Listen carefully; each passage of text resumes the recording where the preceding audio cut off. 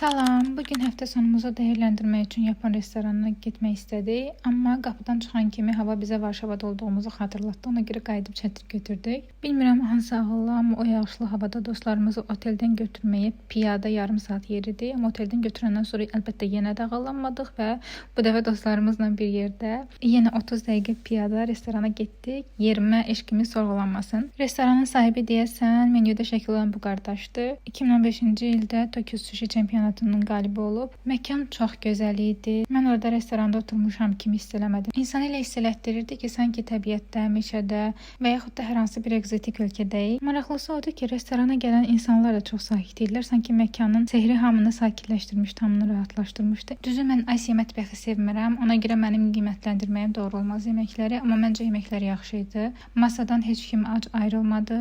Qiymətlər də məncə məkana görə yaxşı idi. Biz öyrəşmişik ki, belə məkanlarda adətən qiymətlər utopik olur, amma elə deyildi. Şəhər mərkəzində olan digər restoranlarla eyni qiymətdə idi. Məncə getməyə dəyər, çünki Varşavada bu cür fərqli hiss elətdirən çox məkan yoxdur bildiyim qədərilə. Bəlkə də var, mən bilmirəm. Ümid edirəm sizin üçün də faydalı oldu. Sağ olun.